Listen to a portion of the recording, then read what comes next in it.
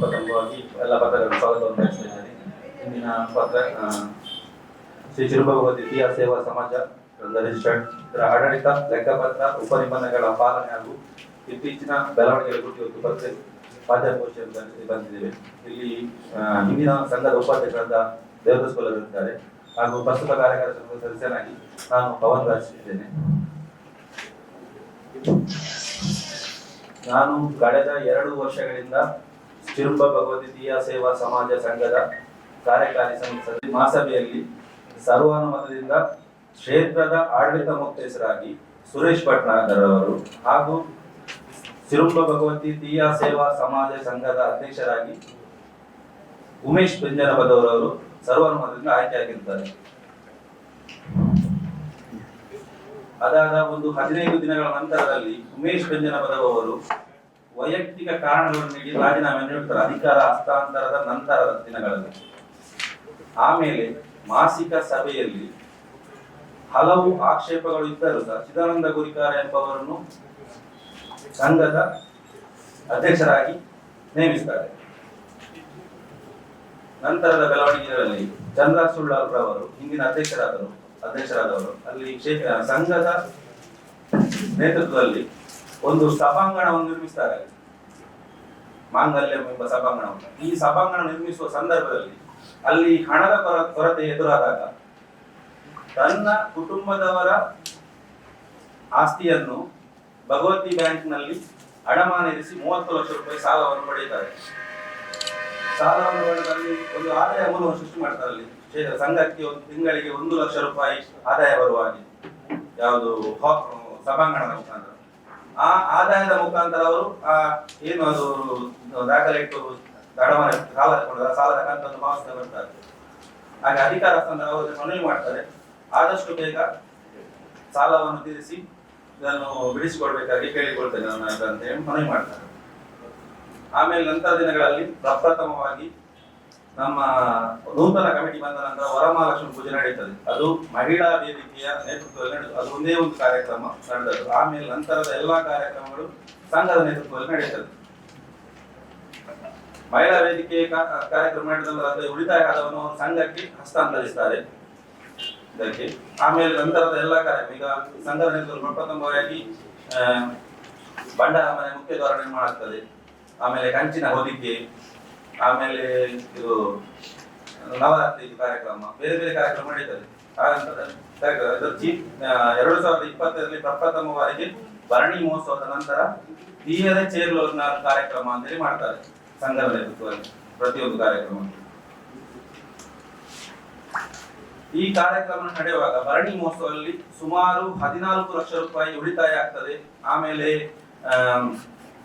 ಉರುಸಿಗೆ ಅಂಗಳವನ್ನು ಬಾಡಿಗೆ ನೀಡ್ತಾರೆ. ಉರುಸುವಾದ ಸಂದರ್ಭದಲ್ಲಿ ಅದಕ್ಕೊಂದು 11 ಲಕ್ಷ ರೂಪಾಯಿ ಅಂಗಣದ ಬಾಡಿಗೆ ಅಂತ ಇರ್ತದೆ. ಆಮೇಲೆ ಹೆಚ್ಚುವರಿ ಅಲ್ಲ 20 ವರ್ಷಗಳಿಂದ ಒಂದು ಸಂಘದ ಒಂದು ಜಾಗ ಮಾರಾಟವಾಗಿರ್ತದೆ. ಅದರ ಯಾವುದೋ ಒಂದು ಕಡತಕ್ಕೆ ಸಹಿ ಹಾಕಿದಕ್ಕೆ 6 ಲಕ್ಷ ರೂಪಾಯಿ ಬರ್ತದೆ. ಆಮೇಲೆ ಸಭಾಂಗಣದ ಹೆಚ್ಚುವರಿ ಅಡ್ವಾನ್ಸ್ ಮೊತ್ತವಾಗಿ 10 ಲಕ್ಷ ರೂಪಾಯಿ ತಗೊಳ್ತಾರೆ. ಇದನ್ನು ನಮಗೆ ಮಾಸಿಕ ಸಭೆಯಲ್ಲಿ ಅವರು ತಿಳಿಸಿರ್ತಾರೆ. ನಮಗೆ ಹೀಗೆ ತಿಳಿಸಿ ಇಷ್ಟೊಂದು ಹಣಕಾಸಿನ ವ್ಯವಹಾರ ಸಂಘದ ಮುಖಾಂತರ ನಡೀತದೆ. ಈ ಹಣಕಾಸು ನಡೆದ ಸಂದರ್ಭದಲ್ಲಿ ಸಂಪೂರ್ಣ ಲೆಕ್ಕಾಚಾರ ಯಾವುದು ನೀಡುವುದಿಲ್ಲ. ಕಾಲ ಎಷ್ಟು ಬಂದಿದೆ, ಎಷ್ಟು ಹೋಗಿದೆ, ಯಾರಿಗೆ ಎಷ್ಟು ಕೊಟ್ಟಿದ್ದೀರಾ, ಯಾರಿಗೆ ಎಷ್ಟು ಬರ್ತದೆ ಅಂತ ಹೇಳುವುದಿಲ್ಲ. ಇದು ನಡೆದ ವಿಚಾರ. ಈಗ ಒಂದು ದೇಶಕ್ಕೆ ಸಂವಿಧಾನ ಹೇಗೋ ಅದೇ ರೀತಿ ಒಂದು ಸಂಘಕ್ಕೆ ಬೈಲಾ, ಆ ಬೈಲಾವನ್ನು ಯಾವುದೇ ಅಧ್ಯಕ್ಷರಾಗಿ ಒಂದು ಸಂಘದ ನೂತನವಾಗಿ ನಾನು ಸಂಘದ ಅಧಿಕಾರ ವಹಿಸಿಕೊಳ್ಳುವಾಗ ಆ ಸಂಘದ ಬೈಲಾವ್ ಯಾವ ರೀತಿ ಇರ್ತದೆ, ಅದನ್ನು ಯಾವ ರೀತಿ ಪಾಲನೆ ಮಾಡೋದು ಪ್ರತಿಯೊಂದು ಅಧ್ಯಕ್ಷರು ಪದಾಧಿಕಾರಿ ಪ್ರತಿಯೊಬ್ಬರ ಕರ್ತವ್ಯ. ಆ ಕರ್ತವ್ಯವನ್ನು ಇವರು ಪಾಲಿಸಲಿಲ್ಲ. ಪ್ರತಿಯೊಂದು ವಿಷಯದಲ್ಲಿ ಅವರ ನೇತೃತ್ವದಲ್ಲೇ ಮಾಡ್ತಾರೆ ಅವರು. ಈಗ ಪ್ರತಿಯೊಂದು ನಿರ್ಧಾರವನ್ನು ತೆಗೆದುಕೊಳ್ಳುವಾಗ ಪ್ರತಿಯೊಂದು ಬಾರಿಗೆ ಕಾರ್ಯಕಾರಿ ಸಮಿತಿಯಲ್ಲಿ ಚರ್ಚಿಸಬೇಕು. ಆ ಚರ್ಚಿಸುವುದಿಲ್ಲ, ಯಾವ ವಿಚಾರವನ್ನು ಸಹ ಅವರು ಮಂಡಿಸಿಲ್ಲ. ಕಾರ್ಯಕ್ರಮ ಏಕಮುಖವಾಗಿ ನಿರ್ಧಾರ ತೆಗೆದುಕೊಳ್ತಾರೆ. 2015ರಲ್ಲಿ ತೀರ ಚೇರ್ಲೋರ್ನ ಕಾರ್ಯಕ್ರಮ ಆಗಿದೆ ಅಂತ ಹೇಳಿದಲ್ಲ, ಆ ಕಾರ್ಯಕ್ರಮದ ಲೆಕ್ಕಪತ್ರ ಇದುವರೆಗೂ ಸಹ ಮಂಡನೆ ಆಗಿರುವುದಿಲ್ಲ ಯಾವುದೇ ಕಾರ್ಯಕ್ರಮ. ಈ ಕುರಿತು ನಾನು ಮತ್ತೆ ನನ್ನ ಜೊತೆ ಹಲವಾರು ಸದಸ್ಯರು ಪ್ರತಿ ಸಭೆಗಳಲ್ಲಿ ಪ್ರಶ್ನೆಯನ್ನು ಕೇಳ್ತಾ ಬರ್ತಿದ್ದೆ, ಲೆಕ್ಕಪತ್ರ ಕೊಡಿ, ಲೆಕ್ಕಪತ್ರ ಇದು ಅಂತ ಹೇಳಿ. ಸಂಪೂರ್ಣವಾಗಿ ಲೆಕ್ಕಪತ್ರ ಸಿಗುವುದಿಲ್ಲ ನಮಗೆ. ಹಾಗಾದ್ರೆ ಅವರೊಂದು ಒಂದು ಸ್ವಲ್ಪ ಸಮಯ ನಂತರ ಕೇಳಿದ್ರೆ ಒಂದು ತಿಂಗಳ ಸಮಯಾವಕಾಶ ಕೊಡಿ ನಮಗೆ, ನಾವು ನಿಮಗೆ ನಿಮ್ಮ ಲೆಕ್ಕಪತ್ರ ಮಂಡನೆ ಮಾಡ್ತೇವೆ ಅಂತೇಳಿ. ಒಂದು ತಿಂಗಳಲ್ಲ, ಹಲವು ತಿಂಗಳು ಕಳೆದರೂ ಸಹ ಅವರಿಂದ ಯಾವುದೇ ಒಂದು ಇದು ಲೆಕ್ಕಪತ್ರ ಮಂಡನೆ ಆಗುವುದಿಲ್ಲ ಅವರಿಗೆ. ಇದೇ ರೀತಿಯಾಗಿ ನಮ್ಮ ಕ್ಷೇತ್ರದಲ್ಲಿ ದಾನಿಗಳ ಸಹಕಾರದಿಂದ ಮಹಾದ್ವಾರ ನಿರ್ಮಾಣ ಆಗ್ತದೆ. ಮೊದಲಿಗೆ ಸಭೆಯಲ್ಲಿ ಚರ್ಚಿಸ್ತಾರೆ, ಅವರು ಹೇಳ್ತಾರೆ 25 ಲಕ್ಷ ನಾವು ದಾನಿಗಳಿಂದ ಯಾಚಿಸಿದ್ದೇವೆ, ಆದಷ್ಟು ಕಡಿಮೆ ಖರ್ಚಿನಲ್ಲಿ ನಾವು ದ್ವಾರವನ್ನು ಮಾಡಿ ಸಂಘಕ್ಕೆ ಉಳಿತಾಯ ಆಗುವ ರೀತಿಯಲ್ಲಿ ನಾವು ದ್ವಾರ ನಿರ್ಮಿಸ್ತೇವೆ ಅಂತ ಹೇಳಿ. ನಂತರ ದಿನಗಳಲ್ಲಿ ನಮ್ಮಲ್ಲಿ ಯಾವುದೇ ಒಂದು ಚರ್ಚೆ ಮಾಡೋದಿಲ್ಲ, ಆ ದ್ವಾರದ ನಕ್ಷೆ ಹೇಗಿರ್ತದೆ, ಆ ದ್ವಾರದ ಗುತ್ತಿಗೆದಾರರಿಗೆ ಹೇಗೆ ಕೊಡು, ಯಾವ ಗುತ್ತಿಗೆದಾರಿಗೆ ಕೊಡುದು, ಯಾವ ರೀತಿಯಲ್ಲಿ ಇದು ಮಾಡ್ತಾರೆ, ಯಾವುದೇ ಒಂದು ಇದು ನಡೆಯುವುದಿಲ್ಲ ನಮ್ಮಲ್ಲಿ. ನೇರವಾಗಿ ಮತ್ತೆ ಆಮೇಲೆ ಅದರ ಮೊತ್ತ 33 ಲಕ್ಷ ಅಂತ ಹೇಳಿ ನಮಗೆ ತಿಳಿಸ್ತಾರೆ. ನಾವು ಹಾಗೆ ಪ್ರಶ್ನೆ ಇರ್ತೇವೆ, 33 ಲಕ್ಷ ಯಾಕೆ ಆಯ್ತು ಅಂದ್ರೆ ಆಗ ಹೇಳ್ತಾರೆ, ನಾವು 28 ಲಕ್ಷಗಳ ದಾನಿಗಳಿಂದ ತಗೊಂಡಿದ್ದೇವೆ, 1.8 ಲಕ್ಷ ಅಷ್ಟು ಹಣವನ್ನು ನಾವು ಸಂಘದಿಂದ ತೆಗೆದುಕೊಂಡಿದ್ದೇವೆ ಅಂತ ಹೇಳಿ. ಆಗ ನೋಡಿದ್ರೆ ಸಂಪೂರ್ಣ ಲೆಕ್ಕಾಚಾರ ನಮಗೆ ಕೊಡ್ಬೇಕಂತ ಹೇಳಿ. ಆಗ ಅವರಿಂದ ಉತ್ತರ ಬಂದದ್ದು, ಅದು ದಾನಿಗಳು ಹಾಗೂ ಗುತ್ತಿಗೆದಾರರ ನಡುವಿನ ಇದು, ಅದರ ಲೆಕ್ಕವನ್ನು ನಮಗೆ ಕೊಡ್ಲಿಕ್ಕೆ ಆಗುದಿಲ್ಲ ಅಂತ ಹೇಳ್ತಾರೆ ಒಂದು. ಮತ್ತೆ ಎರಡನೇದು ನಾವು ಹೇಳುದು ಈಗ ಪ್ರಶ್ನೆ ಅಂತ ಹೇಳಿದ್ರೆ, ಸಂಘದ ಅಡಿಯಲ್ಲಿ ನಡೆದ ಯೋಜನೆಯ ಲೆಕ್ಕಾಚಾರವನ್ನು ಸಂಘದ ಕಾರ್ಯಕಾರಿ ಸಮಿತಿಗೆ ತಿಳಿಸಬೇಕಾ ಬೇಡವಾ ಅಂತ ಹೇಳಿ ಇದೊಂದು ನಮ್ಮ ಪ್ರಶ್ನೆ. ಆಮೇಲೆ ನಂತರ ದಿನಗಳಲ್ಲಿ ನಮಗೆ ಯಾವುದೇ ಸಂಘರ್ಷ ಮಾಡಲು ಬೇಡ, ನಮ್ಮದೇ ಸಂಘ ನಮ್ಮದೇ ಸಮಾಜ, ಯಾವುದೇ ಭಿನ್ನಾಭಿಪ್ರಾಯ ಬೇಡ, ಯಾವ ಪಾರದರ್ಶಕೆಯಿಂದ ಸಂಘದ ಬೈಲಾದ ನಿಯಮಾನುಸಾರವೇ ನಾವು ಮುನ್ನಡೆಯೋಣ ಎಂಬ ಯೋಜನೆಗೆ ಒಂದು ಲಿಖಿತ ಮನವಿಯನ್ನು ಸಲ್ಲಿಸ್ತೇನೆ ನಾವು. ಹಲವಾರು ಜನರ ನಮ್ಮ ಕಾರ್ಯಕಾರಿ ಸಮಿತಿಗಳು ಹಾಗೂ ನಮ್ಮ ಸಂಘಕ್ಕೆ ಸಂಬಂಧಪಟ್ಟವರ ಸಹಿಯನ್ನು ತೆಗೆದುಕೊಂಡು, ಅಂದ್ರೆ ಆ ಮನವಿಯಲ್ಲಿ ಬೇರೆ ಇರುವುದಿಲ್ಲ, ಖಾಲಿ ಒಂದು ಯಾವುದೇ ನೀವು ಕಾರ್ಯಕ್ರಮವನ್ನು ನೀವು ಮಾಡೋದಾದ್ರೆ ಸಮಿತಿಯಲ್ಲಿ ಚರ್ಚಿಸಿ ಗುತ್ತಿಗೆದಾರರಿಗೆ ಗುತ್ತಿ ಕೊಡುವಾಗ ಒಂದು ಕೊಟೇಶನ್ ಅನ್ನು ತೆಗೆದುಕೊಂಡು ಅದರ ಮುಖಾಂತರ ಕೊಡ್ಬೇಕೆಂಬ ಅದಷ್ಟೇ ಇರುವುದು, ಬೇರೆ ಇರುವುದಿಲ್ಲ.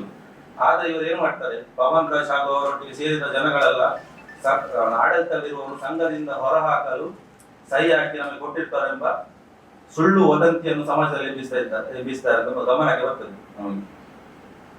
ನಾವು ಸಲ್ಲಿಸಿದ ಮನವಿ ಉದ್ದೇಶ ಸಂಘದಿಂದ ಯಾರನ್ನು ಹೊರ ಹಾಕುವುದಲ್ಲ, ನಮ್ಮ ಆಗ್ರಹ ಇಷ್ಟೇ, ಕೇವಲ ಸಂಘದ ಆಡಳಿತ ಬೈಲೋ ಪ್ರಕಾರ ನಡೆಯಬೇಕು, ಲೆಕ್ಕಪತ್ರಗಳು ಪಾರದರ್ಶಕವಾಗಿರಬೇಕು, ಕಾರ್ಯಕಾರಿ ಸಮಿತಿಯ ಹಕ್ಕು ಮತ್ತು ಜವಾಬ್ದಾರಿಗಳನ್ನು ಗೌರವಿಸಬೇಕು. ಇದೇ ನಮ್ದು ಆಗ್ರಹ, ಬೇರೆ ಏನಿಲ್ಲ. ಇದೇ ವಿಷಯವಾಗಿ ಮುಂದಿನ ಮಾಸಿಕ ಸಭೆಯಲ್ಲಿ ನಾನೊಂದು ಪ್ರಶ್ನೆ ಎತ್ತೇನೆ. ಇದು ನಾನು ಹಿಂದಿನ ಬಾರಿ ನಿಮಗೊಂದು ಮನವಿಯನ್ನು ಸಲ್ಲಿಸಿದ್ದೇನೆ. ಆ ಮನವಿಗೆ ನನಗೆ ಒಂದು ಲಿಖಿತವಾಗಿ ಅಲ್ಲದೆ ಏನಾದ್ರು ಬೇಕಂತ ಹೇಳಿ, ಅದಕ್ಕೆ ಅವರಿಂದ ಅದು ನಾವು ನೋಡ್ತೇವೆ, ಅದು ನಮಗೆ ಗೊತ್ತುಂಟು, ಅದ ಇರ್ಲಿ ಅನ್ನೋ ಒಂದು ಕಾಣಿಕೆ ಉತ್ತರ ಕೊಡ್ತಾರೆ. ಅದರಿಂದ ಮುಂದುವರಿದು ನಾನು ಕೇಳ್ತೇನೆ, ಈಗ ಬೈಲಾ ಪ್ರಕಾರ 2 ವರ್ಷ ಆಡಳಿತ ಮಂಡಳಿ ಇರುವುದು, ಈಗ 2 ವರ್ಷ ಆಗ್ತಾ ಬಂದು ಯಾವಾಗ ನೀವು ಮಹಾಸಭೆಯನ್ನು ಕರೆಯುತ್ತೀರಾ ಅಂತ ಹೇಳಿ. ಆಗ ಇದಕ್ಕೆ ನಮ್ಮ ಅಧ್ಯಕ್ಷರು ಯಾವುದೇ ಪ್ರತಿಕ್ರಿಯೆ ನೀಡುವುದಿಲ್ಲ. ಅಧ್ಯಕ್ಷರು ಆಗ ಆಡಳಿತ ಮುಖ್ಯಸ್ಥರು ಹೇಳ್ತಾರೆ, ಅದು 2 ವರ್ಷ ಅಲ್ಲ 5 ವರ್ಷ ನಾವೇ ಆಡಳಿತ ಮಾಡುವುದು ಅಂತ ಹೇಳಿ. ಆ ಸಂದರ್ಭದಲ್ಲಿ ನಾನು ಸ್ಪಷ್ಟವಾಗಿ ಹೇಳ್ತೇನೆ ಅವರಿಗೆ, ನೀವು ಅಧಿಕಾರದಲ್ಲಿ ಇರಬಾರದು ಅಂತ ಹೇಳಿ ನಮ್ಮ ಆಗ್ರಹ ಅಲ್ಲ, ನಿಯಮವನ್ನು ಪಾಲಿಸಿ, ಉಪನಿಬಂಧನೆಗೊಂಡು ಬೈಲೋ ಪ್ರಕಾರ ಕಳಿಸಿ. ಮುಂದಿನ ಮಹಾಸಭೆಯಲ್ಲಿ ನೀವೇ ಸರ್ವಾನುಮತದಿಂದ ಆಯ್ಕೆಯಾಗಿ ಬಂದ್ರೆ ನಮ್ದೇನು ಅಭ್ಯಂತರವಿಲ್ಲ ಅಂತ ಸ್ಪಷ್ಟವಾಗಿ ತಿಳಿಸಿದ್ದೇನೆ. ನಾವಲ್ಲಿ ಯಾವುದಕ್ಕೂ ಸಮರ್ಪಕವಾದ ಉತ್ತರ ದೊರಕುವುದಿಲ್ಲ ನಮಗೆ ಮುಂದಿನ ದಿನಗಳಲ್ಲಿ. ಆಮೇಲೆ ನಾವು ಸಮಾನ ಮನಸ್ಕರ ಸದಸ್ಯರು ಸೇರಿ ಒಂದು ನಿರ್ಧಾರಕ್ಕೆ ಬರ್ತೇವೆ. ಸಂಘ ರಿಜಿಸ್ಟರ್ಡ್ ಸಂಘ ಆದ್ದರಿಂದ ನಾವು ಜಿಲ್ಲಾ ಉಪ ನೋಂದಣಿಕಾರಿಯವರಿಗೆ ಒಂದು ದೂರನ್ನು ನಿರ್ಧಾರ ಮಾಡಬರ್ತೇವೆ. ಅದೇ ರೀತಿ 19/6/2026 ಜಿಲ್ಲಾ ನೋಂದಣಾಧಿಕಾರಿಗಳಿಗೆ ಒಂದು ಮನವಿ ಮತ್ತು ದೂರನ್ನು ಸಲ್ಲಿಸ್ತೇವೆ. ಹೀಗೆ ಸಂಘದ ವತಿಯಿಂದ ಇದಾಗಿದೆ ಅಂತ ಹೇಳಿ ಅದಕ್ಕೆ ದೂರನ್ನು ಸಲ್ಲಿಸ್ತೇವೆ 19ರಂದು ಸಂಘದ. ಆಗ ಅಲ್ಲಿ ಸಹ ಅವಧಿ ಲೆಕ್ಕಾಚಾರ ಮಂಡಿಸಿರುವುದಿಲ್ಲ ಅದಕ್ಕೆ ಜಿಲ್ಲಾ ಉಪ ನೋಂದಣಾಧಿಕಾರಿ ಅವರಿಗೆ. ಈ ವಿಚಾರವಾಗಿ ಇದು ಸಂಘದ ಆಂತರಿಕ ವಿಚಾರ ಮತ್ತೆ ಆಡಳಿತಾತ್ಮಕ ವಿಚಾರ ಅಂತ ತಿಳಿದು ನಾವು ನಮ್ಮ ಆತ್ಮೀಯರಿಗೆ ಯಾರಿಗೆ ಸಹ ಹೇಳುದಿಲ್ಲ, ನಮ್ಮ ಸದಸ್ಯರಿಗೆ ನಾವು ಯಾರು 4-5 ಜನ ಸದಸ್ಯರೊಟ್ಟು ಸೇರಿಲ್ಲ ಒಂದು ಸೇರಿದ್ದೇವೆ. ಆಮೇಲೆ ಸೇರಿ ನಾವು ದೂರ ನೀಡಿರ್ತೇವೆ. ಆಮೇಲೆ ನನ್ನ ಮಿತ್ರರಿಂದ ಒಂದು ಕರೆ ಬರ್ತದೆ, ನೀವು ದತ್ತಿ ಇಲಾಖೆಗೆ ದೇವಸ್ಥಾನದ ಬಗ್ಗೆ ದೂರು ನೀಡಿದ್ರಂತೆ, ಇದು ನಮ್ಮ ಕ್ಷೇತ್ರದ ಹೆಸರು ಹಾಳಾಗುವುದಿಲ್ಲ ಇದರಿಂದ ಅಂತ ಹೇಳಿ. ನಾನು ಅವ್ರ ಹತ್ರ ಕೇಳಿದೆ, ನಿಮ್ಗೆ ಹೇಗೆ ವಿಷಯ ತಿಳಿಯಿತು ಅಂತ ಹೇಳಿ. ಆಗ ಅದನ್ನು ಎಲ್ಲ ವಿಚಾರಿಸಿದಾಗ ನಮ್ಮ ಕ್ಷೇತ್ರದ ಒಬ್ಬರು DR ನಿಂದ ಬಂದ ಹಿಂಬರ, ಸಹಕಾರ ಇಲಾಖೆಯಿಂದ ಬಂದ ಹಿಂಬರ, ಅದರಲ್ಲಿ ಹೇಳಿದಿಷ್ಟೇ ಲೆಕ್ಕಪತ್ರ ಅನ್ನು ಕೂತ್ಕೊಂಡು ಇಂದಿನ ದಿನ ನೀವು ಬಂದು ಮಂಡಿಸಬೇಕು ಅಂತ ಹೇಳಿ ಲೆಕ್ಕಪತ್ರವನ್ನು ಅದನ್ನು ಹಿಡ್ಕೊಂಡು ಹೊರಗಡೆ ಫುಲ್ ಪ್ರಚಾರ ಮಾಡ್ತಾರೆ. ದೇವಸ್ಥಾನವನ್ನು ಭವನ್ ಧಾರ್ಮಿಕ ದತ್ತಿ ಇಲಾಖೆಗೆ ದೂರನ್ನು ಕೊಟ್ಟಿದ್ದ ದೇವಸ್ಥಾನವನ್ನು ಎಂಡೋಮೆಂಟ್ ಮಾಡಲಿಕ್ಕೆ ಅಂತ ಹೇಳಿ ನಾವು ಯಾವುದೇ ರೀತಿ ಎಂಡೋಮೆಂಟ್ ಮಾಡಲಿಕ್ಕೆ ಹೊರಟಿಲ್ಲ. ನಮ್ಮದು ನಾವು ಕೇಳಿದ್ದು ಇಷ್ಟೇ, ಲೆಕ್ಕಪತ್ರ ಪಾರದರ್ಶಕವಾಗಿರಬೇಕು, ಕಾರ್ಯಕಾರಿ ಸಮಿತಿಯವರ ನಿರ್ಣಯಗಳನ್ನು ಇದು ಮಾಡ್ಬೇಕಂತ ಹೇಳಿ ನಾವೀಗ ಸ್ಪಷ್ಟವಾಗಿ ಹೇಳ್ತೇವೆ. ಇಲ್ಲಿ ನಾವು ಧಾರ್ಮಿಕ ದತ್ತಿ ಇಲಾಖೆಗೆ ದೇವಸ್ಥಾನ ಅಥವಾ ಕ್ಷೇತ್ರದ ವಿರುದ್ಧ ಯಾವುದೇ ದೂರು ನೀಡಿರುವುದಿಲ್ಲ. ಒಂದು ವೇಳೆ ಈ ಬಗ್ಗೆ ಯಾರಿಗಾದ್ರೂ ಸಂಶಯ ಇದ್ರೆ ನಾನು ಉಳ್ಳಾಲ ತಿರುಂಬ ಭಗವತಿ ಕ್ಷೇತ್ರದಲ್ಲಿ ಬರ್ತೇನೆ, ಅಲ್ಲಿ ಪ್ರಮಾಣ ಮಾಡಿ ಹೇಳ್ತೇನೆ, ನಾನು ಕೊಟ್ಟದ್ದು ಸಹಕಾರ ಇಲಾಖೆಗೆ ದೂರು ಸಂಘದ ವಿರುದ್ಧ, ಕ್ಷೇತ್ರದ ವಿರುದ್ಧ ಅಲ್ಲ. ಇದು ಯಾರು ಬೇಕಾದ್ರೂ ಬರ್ಬೋದು, ಕರೆಯಿರಿ ನನ್ನನ್ನು, ನಾ ಬೇಕಾದ್ರೂ ಬಂದು ಹೇಳ್ತೇನೆ. ನಾನು ಕೊಟ್ಟ ದೂರು ಸಹಕಾರ ಇಲಾಖೆ ಸಂಘದ ವಿರುದ್ಧ, ಅದು ಬಿಟ್ಟು ಕ್ಷೇತ್ರಗಲ್ಲ. ಅಲ್ಲಿ 2 ಆಡಳಿತ ಸಮಿತಿ ಉಂಟು ಸ್ಪಷ್ಟತೆಯಾಗಿ. ಸಂಘಕ್ಕೆ ಮುಖ್ಯಸ್ಥರು ಚಿದಾನಂದ ಗುರಿಕರು ಪ್ರಸ್ತುತವಾಗಿರುವುದು, ಕ್ಷೇತ್ರದ ಕ್ಷೇತ್ರಾಡಳಿತದಲ್ಲಿ ಮುಖ್ಯಸ್ಥರಿರುವುದು ಸುರೇಶ್ ಪಟ್ನಾಗರ್ ಅವರು. ಅದೇ ಇವರು ಸಂಘವನ್ನು ಕ್ಷೇತ್ರಕ್ಕೆ ಸೇರಿಸಿ ಕ್ಷೇತ್ರವಾದನ್ನು ಎಂಡೋಮೆಂಟ್ ಡಿಪಾರ್ಟ್ಮೆಂಟ್ಗೆ ಮುಜರಾಯಿ ಇಲಾಖೆ ಕೊಡ್ತೇನೆ ಅಂತ ಹೇಳಿ ಸುಳ್ಳು ಪುಕಾರ ನಂಬಿಸ್ತಾ ಇದ್ದಾರೆ. ನಮಗೆ ಫಸ್ಟ್ ಆಫ್ ಆಲ್ ಕ್ಷೇತ್ರಕ್ಕೆ ಯಾವುದೇ ಧಕ್ಕೆ ತರಬೇಕೆಂಬ ಉದ್ದೇಶ ಇರಲಿಲ್ಲ, ಮತ್ತು ಅದಕ್ಕಾಗಿ ನಾವು ಈ ವಿಷಯವನ್ನು ಯಾರ ಹತ್ರ ಹೇಳಿಲ್ಲ. ನಾವು ನಮ್ಮ ಸಮಾಜದವರ ಹತ್ರ ಹೊರಗಡೆ ಹೇಳ್ಬೋದಿತ್ತು, ನಮಗೆ ಸ್ವಲ್ಪ ಸುದ್ದಿಗೋಷ್ಠಿ ಹೇಳ್ಬೋದು, ಹೀಗೆ ಕ್ಷೇತ್ರದಲ್ಲಿ ಹೀಗೆ ಸಂಘದಲ್ಲಿ ಹೀಗೆ ಆಗಿದೆ ಅಂತ ಹೇಳ್ಬೋದು. ನಾವು ಯಾವುದೇ ವಿಚಾರ ಆಂತರಿಕ ವಿಚಾರ ಅಲ್ಲಲ್ಲಿ ಇದಾಗ್ಬೋದು, ಮತ್ತೆ ನೋಡುವ ಅಂತ ಹೇಳಿ ವಿಚಾರದಲ್ಲಿ. ಈಗ ದೇವಸ್ಥಾನ ಮತ್ತೆ ಈ ಸಂಘದ ವಿಚಾರ ಓಕೆ. ಈಗ ಆ ಸಂಘದ ಅಧೀನದಲ್ಲಿ ಏನೆಲ್ಲ ಇದೆ? ಒಂದು ದೇವಸ್ಥಾನ ಇದೆ, ದ್ವಾರ ಇದೆ ಅಲ್ಲ, ಸಂಘದ ಅಧೀನದಲ್ಲಿ ಬರುದು, ಸಂಘ ನಿರ್ವಹಿಸುದು ಪ್ರತಿಯೊಂದನ್ನು ಸಲ. ಅಲ್ಲಿ ದೇವಸ್ಥಾನದ ಈ ಪೂಜೆ ಬಂದದಕ್ಕೆಲ್ಲ ದೇವಸ್ಥಾನ ಹೋಗ್ತದೆ. ಅಲ್ಲಿ ಸಂಘದ ಅಧೀನದಲ್ಲಿ ಇರುವ ಸಂಘ, ಈಗ ಒಂದು ನಮ್ದು ಸಿಯ ಸಮಾಜ ಸಂಘ ಅಂದ್ರೆ ನಮ್ಮ ದೇವಸ್ಥಾನ ಸಮಾಜಕ್ಕೆ ಸಂಬಂಧಪಟ್ಟಿದ್ದು. ಅಲ್ಲಿ ಪ್ರತಿಯೊಂದು ಕಾರ್ಯಕ್ರಮ ಸಂಘದಿಂದ ಡೊನೇಷನ್, ಅಲ್ಲಿ ದೇವಸ್ಥಾನಕ್ಕೆ ಯಾವುದೇ ಆದಾಯ ಮೂಲ ಇಲ್ಲ, ಅಲ್ಲಿ ಪೂಜೆ ಶಾಸ್ತ್ರ ಬರುದಿಲ್ಲ, ಆದಾಯ ಇಲ್ಲ, ಆದಾಯ ಬರೋದು ಸಂಘದಿಂದ. ನಾವು ಯಾರಾದ್ರೂ ಕೊಟ್ಟ ದೇಣಿಗೆಯಿಂದ. ಈಗ ದೇವರಿಗೆ ಹಾಕಿದ ಹುಂಡಿ ಹಣ ಎಲ್ಲಿಗೆ ಹೋಗ್ತದೆ? ಹುಂಡಿ ಹಣ ಅಲ್ಲಿ ತಿಂಗಳ ಖರ್ಚು ಅವರಿಗೆ, ಅದಕ್ಕೆ ಸಾಕಾಗುದಿಲ್ಲ ಅಲ್ಲಿ ಕೊಡ್ಲಿಕ್ಕೆ. ಈಗ ಅಲ್ಲಿ ನಮ್ಮ ಸಮಾಜದಿಂದ ಅಲ್ಲಿ ಪೂಜೆ ಮಾಡೋರಿದ್ದಾರೆ, ಅವರಿಗೆ ಇದು ವೇತನ ಕೊಡ್ಬೇಕು, ಇದು ಕೊಡ್ಬೇಕು ಸಂಭಾವನೆ ಅಂತ ಹೇಳಿ, ಮತ್ತೆ ಕೆಲವು ಬಾಡಿಗೆ ಬರ್ತದೆ, ಅದರಿಂದ ಇದು ಕೊಡ್ತಾರೆ, ಅದು ಸಹ ಸಾಕಾಗುದಿಲ್ಲ, ತನ್ನ ದೇಣಿಗೆ ಹಣದಲ್ಲಿ ಕೊಡ್ತಾರೆ. ಮತ್ತೆ ಫಸ್ಟ್ ನಿಮ್ಮ ಹತ್ರ ಮತ್ತೊಂದು ಹೇಳಲಿಕ್ಕೆ ಇಷ್ಟಪಡ್ತೇನೆ. ಅಲ್ಲಿ ಮಾಸಿಕ ಸಭೆಯಲ್ಲಿ ಹೇಳ್ತಾರೆ ಅವರು ಸುಮ್ಮನೆ ಹೇಳ್ತಾ ಇದ್ದಾನೆ, ನಾವು ಪ್ರತಿ ತಿಂಗಳು ಲೆಕ್ಕಪತ್ರವನ್ನು ಮಂಡಿಸ್ತೇವೆ ಅಂತೀವಿ. ಲೆಕ್ಕಪತ್ರ ಮಂಡಿಸ್ತೇವೆ ಅಂದ್ರೆ ನಿಮಗೆ ಹೇಳಿದ್ರಲ್ಲ, ಎಷ್ಟು ಪೂಜೆ ಬರ್ತದೆ, ಒಂದು 2-3 ಅಂಗಡಿ ಬಾಡಿಗೆ ಬರ್ತದೆ, ಅದರದ್ದು ಮಾಸಿಕ ಲೆಕ್ಕಾಚಾರ ಬಿಟ್ಟು ಯಾವುದೇ ದೇಣಿಗೆ ಬಂದದಾಗಲಿ ಯಾವುದೇ ವಿಷಯವಾಗಿ ಅವರು ಇದುವರೆಗೆ ಲೆಕ್ಕಪತ್ರ ಸಂಪೂರ್ಣವಾಗಿ ಮಂಡಿಸಲಿಲ್ಲ. ಇದಕ್ಕೆ ಆ ವಿಚಾರವಾಗಿ ನೀವು ಹೇಳುದು. ಈಗ ನೀವು ಹೇಳಿದ್ದು ಕರೆಕ್ಟ್. ಈಗ ದೇವಸ್ಥಾನಗಳಲ್ಲಿನ ಆಂತರಿಕ ಕೆಲವು ವಿಚಾರ ಏನಂತಂದ್ರೆ 5 ಲಕ್ಷಕ್ಕಿಂತ ಜಾಸ್ತಿ 25 ಲಕ್ಷದ ಒಳಗೆ ಆದಾಯವನ್ನು ತೋರಿಸಿದ್ರೆ, ನೀವು ಹೇಳಿದ ಲೆಕ್ಕಪತ್ರ ಕೇಳಿದ್ರೆ, ನೀವು ಆ ಲೆಕ್ಕಪತ್ರವನ್ನು ಕೊನೆಯದಾಗಿ ಈ ಎಂಡೋಮೆಂಟ್ ಆಫೀಸರ್ ನೋಡಿದ್ರೆ ಅದನ್ನು immediate endowment B grade C grade ಮಾಡಿ ಬಿಡ್ತಾರೆ. ಸೊ ನಾವು ಹೇಳುದು, ನೀವೀಗ ಲೆಕ್ಕಪತ್ರ ಕೇಳಿದ್ರಿ, ಅಂತಿಮವಾಗಿ ಲೆಕ್ಕಪತ್ರದ ಉದ್ದೇಶ ಏನು ಅಂತ, ನಿಮ್ಗೆ ಉದ್ದೇಶ ಏನು? ಲೆಕ್ಕಪತ್ರ ಕೇಳಿ ಸಂಘದ ಲೆಕ್ಕಪತ್ರ, ಕ್ಷೇತ್ರದ ಹೇಳುದಲ್ಲ ಉದ್ದೇಶ ಇಷ್ಟೇ, ಪಾರದರ್ಶಕವಾಗಿರ್ಬೇಕಂತ ಹೇಳಿ. ನೀವು ಹೇಳುದು ಕರೆಕ್ಟ್. ಈಗ ನಾವು ಹೊರಗಡೆ ಹೇಳಿದ್ದು ಓಕೆ, ಆದ್ರೆ ಸಂಘದ ಕಾರ್ಯಕಾರಿ ಸಮಿತಿ ತಿಳಿಸಬಹುದಲ್ಲ. ನಾನು ಒಬ್ಬ ಸಂಘದ ಸದಸ್ಯ ಅಲ್ಲ, ಸಮಾಜದ ಸದಸ್ಯ ಅಲ್ಲ, ನಮಗೆ ತಿಳಿಸಬಹುದಲ್ಲ ಎಷ್ಟೆಷ್ಟು ಬಂದಿದೆ ಅಂತ ಹೇಳಿ. ನೀವು ಸಹಕಾರಿ ನಿಬಂಧಕರಿಗೆ ಈ ಬಗ್ಗೆ ದೂರು ಕೊಟ್ಟಿದ್ದೇನೆ ಅಂತ ಹೇಳಿದ್ರಿ, ಈಗ ಅವರು ಏನು ರಿಪ್ಲೈ ಕೊಟ್ಟರು ನಿಮ್ಗೆ? ಈಗ ಅವರು 3 ಸರಿ ನೋಟಿಸ್ ಕೊಟ್ಟಿದ್ದಾರೆ. ಈಗ ಮೊನ್ನೆ ಹೇಳ್ತಾರೆ ನಮಗೆ ಲೆಕ್ಕೌಂಟ್ ಅಂತ ಹೇಳಿ, ಮೊನ್ನೆ 21 ಶುಕ್ರವಾರ, ಲಾಸ್ಟ್ ಶುಕ್ರವಾರ ಬಂದಿದ್ರು, ಪುನಃ ಸಮಯಾವಕಾಶ ಕೇಳಿದ್ದಾರೆ, ಅವ್ರಿಗೆ 1 ತಿಂಗಳ ಸಮಯಾವಕಾಶ ಕೊಡು ಲೆಕ್ಕಪತ್ರ ಮಂಡನೆ ಮಾಡ್ಲಿಕ್ಕೆ ಅಂತ ಹೇಳಿ. ಈಗ ಎಲ್ಲ ಸಭೆಯಲ್ಲಿ ನೀವು ಇರ್ತಿದ್ದಾರೆ, ಕೆಲವೊಂದು ಸಭೆಗಳಿಗೆ ನಾವು ಕೈಗೊಂಡ ನಿರ್ಣಯಕ್ಕೆ ನೀವು ಸೈನ್ ಹಾಕಿದ್ದೀರಾ? ಅಲ್ಲಿ ಕೈಗೊಂಡ ನಿರ್ಣಯ ಕೈಗೊಳ್ಳುದಿಲ್ಲ, ಬರೆದಿಲ್ಲ. ಮತ್ತೆ ನೀವು ಸೈನ್ ಹೇಗೆ ಹಾಕ್ತೀರಿ? ನೀವು ನಿಮ್ಮ ಸಹಿ ಅಲ್ಲಿ ಇದೆ ಎನ್ನುವಂಥದ್ದು ಮಾಹಿತಿ. ಎಲ್ಲದಕ್ಕೂ ನಿಮ್ಮ ಸಹಿ ಇದೆ. ಸಿದ್ಧಾರ್ಥ ಗುರಿ ಕಾರ್ಯ ಅಧ್ಯಕ್ಷರಾದವರು ಸಹ ನಿಮ್ಮ ಸಹಿ ಇದೆ. ನೀವೇಗೆ ಒಪ್ಪಿಕೊಂಡ್ರಿ? ನೀವು ಸಹಿ ಹಾಕಿದೆ ಅಂತ ವಿಷಯ ಅಂತ ಹೇಳಿದ್ರೆ, ನಾನು ಹೇಳಿದ ನಮ್ಮದೇ ಸಮಾಜ, ನಮ್ಮದೇ ಸಂಘ. ಅದು ಮತ್ತೆ ವಿರೋಧ ಅಂತ ಹೇಗೆ ಹೇಳ್ತೀವಿ? ವಿರೋಧ ನಾನು ಹೇಳಿಲ್ಲ, ನಾವು ಅದೇ ಹೇಳಿದ್ದಲ್ಲ. ಇದು ಕಾನೂನು ಬಾಹಿರವಾಗಿ ಆಗಿದೆ, ತುಂಬಾ ಮಂದಿ ವಿರೋಧಿಸಿದ್ರು, ಅವರು ಆಗಿದ್ದಾರೆ. ಎಷ್ಟು ಮಂದಿ ಅಲ್ಲಿ ವಿರುದ್ಧವಾಗಿ ಆಗಿದೆ. ಅಲ್ಲಿ ವಿರೋಧ ಆಗಿದೆ. ನಾನು ಈಗ ಹೇಳುವ ಉದ್ದೇಶ ಇಷ್ಟ ಅಂತ ಯಾಕಂದ್ರೆ ಇವರು ಹೊರಗಡೆ ಬಂದು ನಮ್ಮ ಬಗ್ಗೆ ಅಪಪ್ರಚಾರ ಮಾಡ್ತಿದ್ದಾರೆ. ಆ ವಿಚಾರವಾಗಿ ನಾನು ಇವತ್ತು ಸುದ್ದಿಗೋಷ್ಠಿಯಲ್ಲಿ ಬಂದದಲ್ಲದೆ ನನಗೇನಿಲ್ಲ ವಿಷಯ. ಹಾಗಾದ್ರೆ ನಿಮ್ಗೆ ಮೊದಲೇ ಕಾರಣ ಹೇಳ್ಬೋದಿತ್ತು ನನಗೆ ಇಲ್ಲಿ ಇದಾಗಿದೆ ಅಂತ ಹೇಳಿ. ನಾವೇನು ಪ್ರಚಾರ ಮಾಡಲಿಲ್ಲ ಇಲ್ಲಿ. ನಾನೊಂದು ಪತ್ರಿಕೋಷ್ಠಿ ಕರೆದೇ ಹೇಳಿಲ್ಲ, ಅಲ್ಲ ಸಾಮಾಜಿಕ ಮಾಧ್ಯಮದಲ್ಲಿ ಹಾಕ್ಲಿಲ್ಲ, ಪ್ರತಿಯೊಂದು ಹಾಕ್ಲಿಲ್ಲ. ಬೆದರಿಕೆ ಅದೇ ವಿಚಾರ ಹೇಳ್ತೇನೆ. ಬೆದರಿಕೆ ಕರೆ ಬರ್ತದೆ ನನಗೆ. ಬೆದರಿಕೆ ನನಗೆ ಬರ್ತದಲ್ಲ, ನನಗೆ ವೈಯಕ್ತಿಕವಾಗಿ ಕಾಲ್ ಬರಲಿಲ್ಲ. ಒಂದು ಸಾಮಾಜಿಕ ಈಗ ನೋಡು, ನಾನು ಹೇಳುದು ಈಗ ನಮ್ಮ ಸಮಾಜದ ವಿಷಯ, ನಮ್ಮ ಸಮಾಜದ ವಿಷಯವನ್ನು ನಮ್ಮ ಸಮಾಜದಲ್ಲಿ ಯಾರಿಲ್ವಾ, ಹಿರಿಯರಿಲ್ವಾ, ಹಿರಿಯ ಮುಖಂಡರು ಯಾರಿಲ್ವಾ, ಇಲ್ಲದವರ ಸಶಕ್ತ ಸಮಾಜ ನಮ್ದು ಹಿರಿಯ ಸಮಾಜ ಅಂತ ಹೇಳಿದ್ರೆ ಅವರ ಹತ್ರ ಹೋಗಿ ಇದನ್ನು ಮುಂದುವರಿಸುವುದಿಲ್ಲ. ಯಾರೋ ಬೇರೆ ಸಮಾಜವರು ತೋಟಿ ಹೋಗುವಂಥದ್ದು ಎಂತ ಇತ್ತು. ಅದು ಸಹ ಅವರು ಮಾತಾಡ್ತಾ ಹೇಳ್ತಾ ನಾನೊಬ್ಬ ಹಿಂದೂ ಮುಖಂಡ, ಧಾರ್ಮಿಕ ಮುಖಂಡ, ಒಂದು ಧಾರ್ಮಿಕ ಮುಖಂಡ ಹಿಂದೂ ಮುಖಂಡನ ಬಾಯಿಯಲ್ಲಿ ಬರುವಂತ ಭಾಷೆ ಅದು. ಅದರ ವಿರುದ್ಧವಾಗಿ ನಾನು ಯಾವಾಗಲೂ ಕಮಿಷನರ್ಗೆ ದೂರು ಕೊಟ್ಟಿದ್ದೇನೆ ಆ ವಿಚಾರವಾಗಿ. ಕಮಿಷನರ್ ಕೊಟ್ಟು ಯಾವಾಗ ಕಮಿಷನರ್ಗೆ ದೂರು ಕೊಟ್ಟದ್ದು 15/7/2026 ಅಂತ ಕಮಿಷನರ್ಗೆ ದೂರು ಕೊಡ್ತೇನೆ ಕಳೆದ ತಿಂಗಳು 15ಕ್ಕೆ. ಆದ್ರೆ ಅದರ ಬಗ್ಗೆ FIR ಆಗುದಿಲ್ಲ. ನಂಗೊಂದು NC ಕಾಪಿ ಕೊಡ್ತಾರೆ ಅಷ್ಟೇ, ಬೇರೆ ಯಾವ್ದು ಇರುವುದಿಲ್ಲ. ನಾನು ಇದು ಬಂದ ನಂತರ ಈಗ ಯಾವುದು ಅಲ್ಲ ಇದುವರೆಗೆ FIR ಆಗಿಲ್ಲ. ಎನ್ಕ್ವೈರಿ ಸಹ ಯಾವ್ದು ನನ್ನ ಮುಂದೆ ಕರೆದು ಮಾಡಿ ಕರೆದು ಮಾತಾಡಿಸುವಂತ ವ್ಯವಸ್ಥೆ ಇಲ್ಲ. ಈಗ ಅವರು ಕರೆದು ಈಗ ಹೇಳಿದ್ದೀರಾ ನಾನು ವಾಯ್ಸ್ ಕೊಡ್ತೀನಿ, ಎಲ್ಲ ದಾಖಲೆ ಕೊಟ್ಟಿದ್ದೇನೆ ಅದಕ್ಕೆ ಪೂರಕವಾಗಿ. ಅದಕ್ಕೆ ಪೂರಕ ದಾಖಲೆಯನ್ನು ಒದಗಿಸ್ತೇವೆ.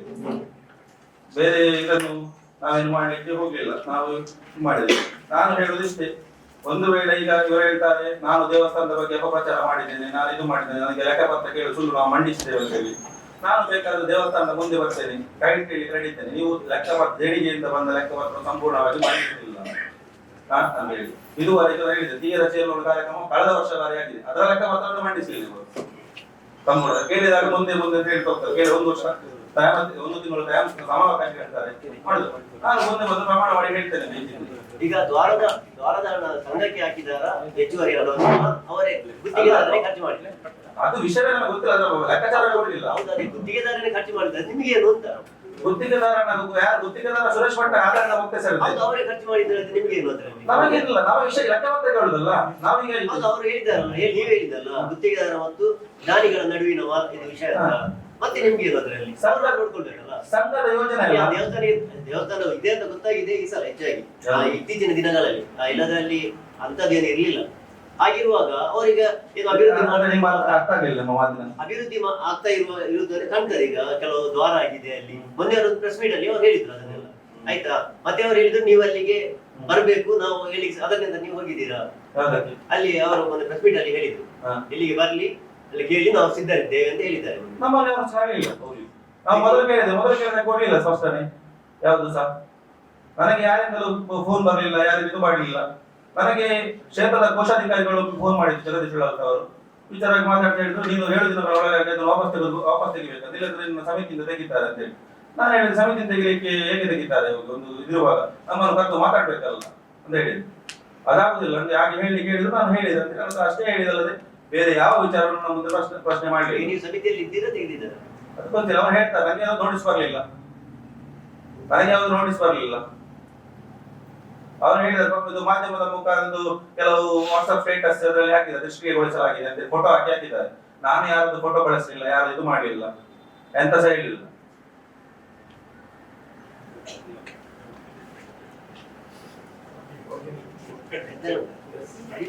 ಈಗ ಕ್ಷೇತ್ರದಲ್ಲಿ 1 ಲಕ್ಷ ರೂಪಾಯಿ ಬಾಡಿಗೆ ಬರ್ತಿತ್ತು. ಅದರ ಬಗ್ಗೆ ಅದನ್ನು ಹಿಂದಿನ ಸಭೆಯಲ್ಲಿ ಅಥವಾ ಈಗ 60,000 ಕೇಳಿಸ್ತಾರೆ. ಅದರ ಬಗ್ಗೆ ಇವರು ಮಾತಾಡ್ತಾರೆ, ದೇವದಾಸ್ ಪಲ್ಲಿರವರು ಮಾಜಿ ಉಪಾಧ್ಯಕ್ಷ. ಎಲ್ಲರಿಗೂ ನಮಸ್ಕಾರ. ಉಳ್ಳಾಳ ಭಗವತಿ ಕ್ಷೇತ್ರ ಇಲ್ಲಿ ಚಂದ್ರ ಸುಳ್ಳಾಳ ಅಧ್ಯಕ್ಷರಾಗಿದ್ರು.